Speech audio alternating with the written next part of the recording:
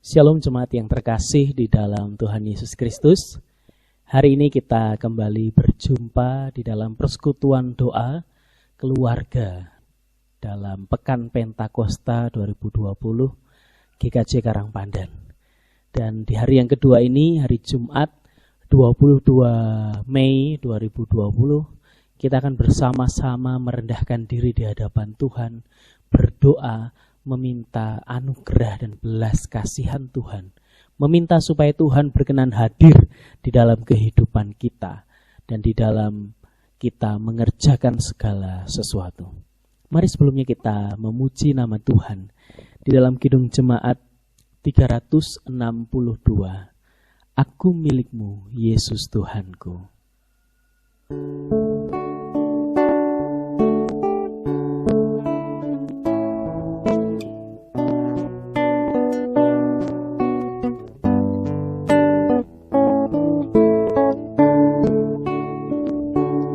Aku milikmu, Yesus Tuhanku, ku dengar suaramu. Ku merindukan datang mendekat dan diraih olehmu. Raih daku dan dekatkanlah pada kaki salibmu. Raih daku, raih dan dekatkanlah ke sisimu, Tuhanku.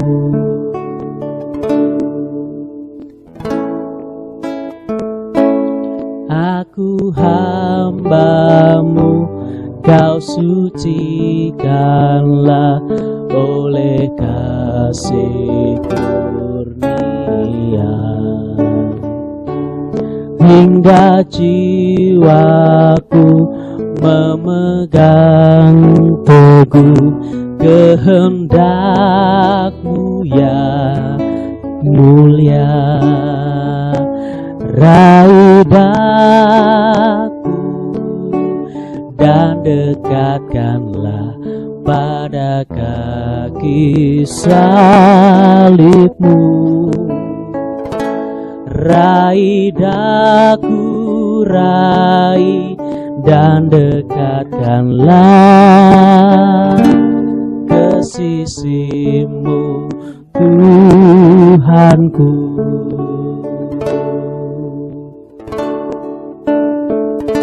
Sungguh indahnya walau sejenak besertamu, Allahku. Dalam doaku sungguh akrabnya bersekutu denganmu.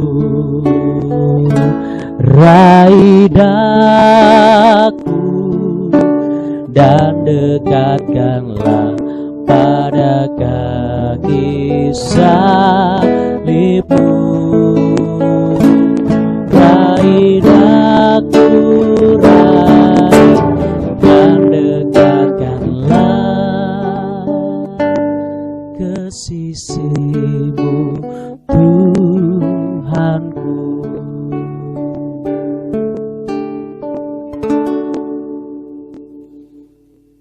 Biar Allah sendiri yang meraih kita ke sisinya. Allah sendiri yang telah menemukan kita dan membawa kita kepadanya. Sehingga kita boleh menikmati hadirat Tuhan senantiasa. Dan pada hari ini, sebelum kita nanti akan berdoa, kita akan merenungkan kebenaran firman Tuhan yang akan menjadi dasar kita di dalam berdoa. Yang akan terambil di dalam Yehezkiel 47. Ayat yang pertama sampai dengan ayat yang ke-12. Luar biasa sekali apa yang disampaikan firman Tuhan di dalam Yehezkiel 47 ayat pertama sampai yang ke-12 tadi.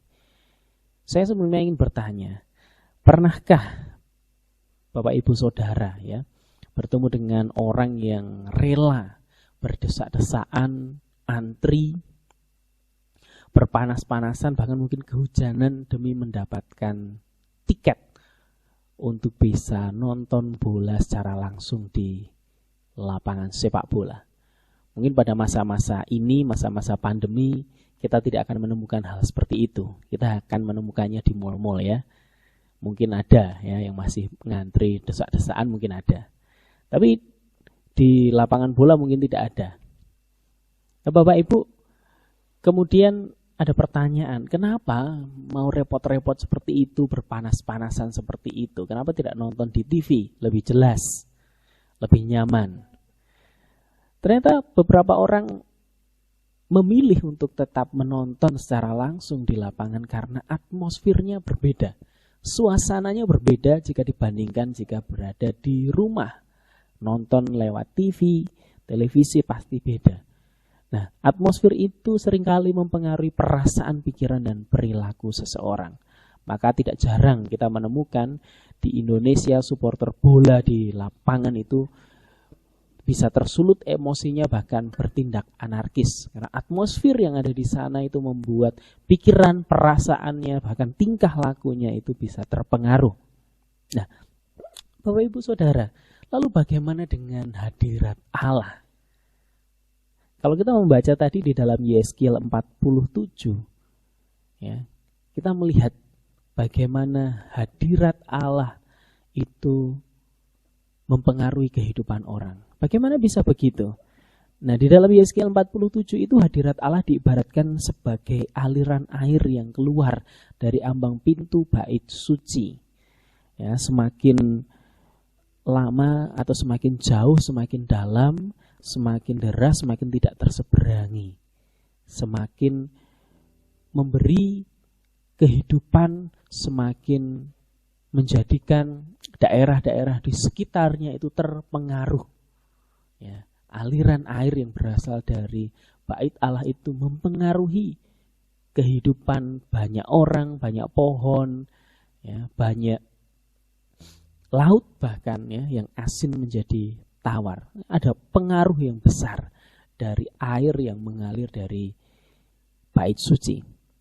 Nah, Bapak Ibu, itu mengibaratkan hadirat Tuhan. Apa yang dimaksud hadirat Tuhan sebenarnya? Apakah hadirat Tuhan itu adalah suatu suasana yang membuat perasaan kita terharu atau menangis sedemikian? Apakah itu yang disebut hadirat Tuhan? Atau hadirat Tuhan itu adalah suatu atmosfer yang mengaduk-aduk pikiran dan perasaan sampai terpengaruh berbuat sesuatu? Nah, Bapak Ibu Saudara yang terkasih, bisa saja Tuhan menyatakan hadiratnya di dalam bentuk-bentuk seperti itu. Tetapi perlu kita ketahui bahwa kadangkala hadirat Tuhan dapat dirasakan dalam ketenangan dan kelembutan. Kalau kita membaca di dalam 1 Raja-Raja 9 ayat 11 sampai 13, hadirat Allah tidak melulu tentang suasana. Karena di ayat itu kita menemukan bahwa Elia menemukan hadirat Allah, menjumpai hadirat Allah di dalam angin sepoi-sepoi. Ya.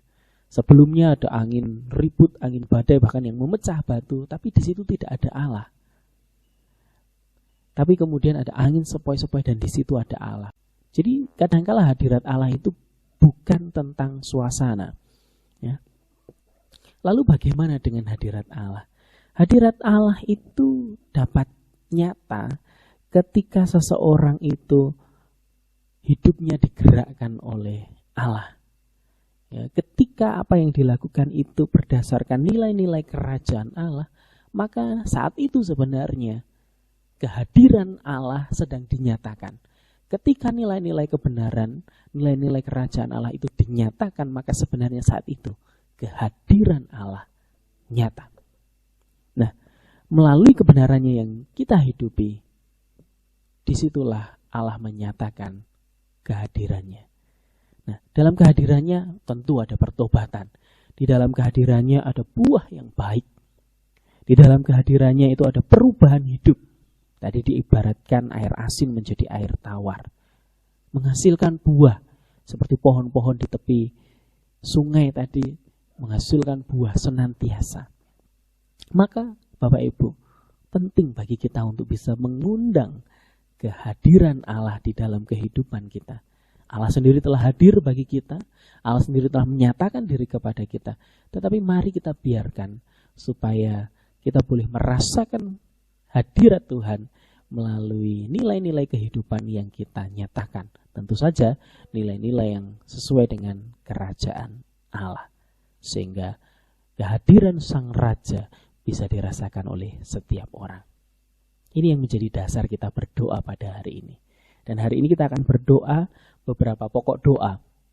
Yang pertama adalah kita berdoa agar setiap orang percaya dapat berada di dalam hadirat Tuhan melalui persekutuan pribadinya, melalui doanya, ya, melalui kehidupan berdoa dan membaca firman yang berkualitas dan tekun. Ya, berkualitas dan tekun. Itu kuncinya. Lalu yang kedua, kita juga akan berdoa supaya setiap orang yang belum mengenal Tuhan boleh disentuh juga oleh Roh Kudus sehingga bisa merasakan hadirat Allah. Karena hadirat Allah itu membawa pertobatan. Dua hal ini yang menjadi pokok doa utama kita pada hari ini. Mari kita menyiapkan hati kita berdoa.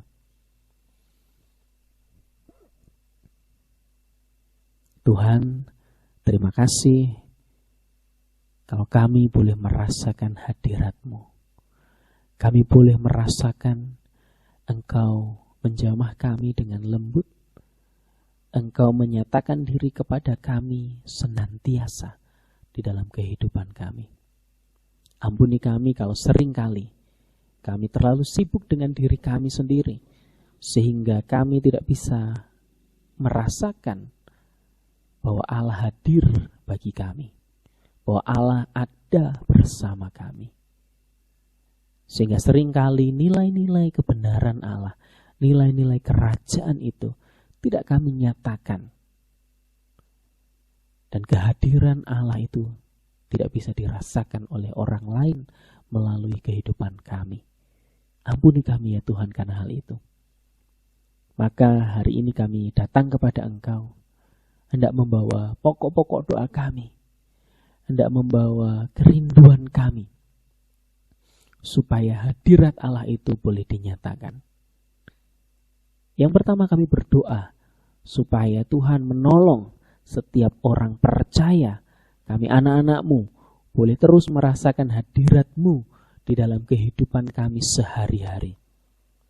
Kami boleh ditolong untuk kami merasakan kehadiran Tuhan seperti sungai yang mengalir, yang mengubahkan kehidupan, yang memberikan buah. Tuhan, kami mau merasakan hadirat Tuhan itu. Bukan hanya suasana yang dirasakan, tetapi juga di dalam perilaku kehidupan, di dalam nilai-nilai yang kami kerjakan. Karena itu Tuhan, biarlah melalui persekutuan kami secara pribadi dengan Engkau, kami boleh ditolong untuk terus berada di dalam hadirat Tuhan. Melalui pembacaan Alkitab, melalui doa-doa kami, dan melalui perenungan-perenungan kami akan firman Tuhan, serta penerapan-penerapan kami akan setiap sabda yang Engkau nyatakan kepada kami. Biarlah itu terus kami kerjakan, sehingga kami terus berada di dalam hadirat Tuhan.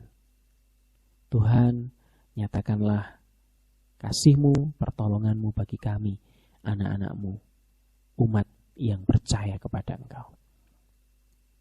Kami juga berdoa untuk saudara-saudara kami yang belum mengenal Engkau, yang belum percaya kepada Engkau.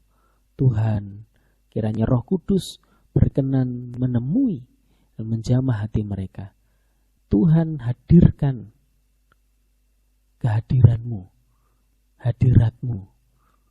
Tuhan sendiri menyatakan diri. Tuhan sendiri hadir menjamah hati, sehingga ada pertobatan, sehingga ada pengenalan akan Engkau. Tuhan nyatakan dirimu. Sungguh Tuhan, kami berharap hanya kepada Engkau.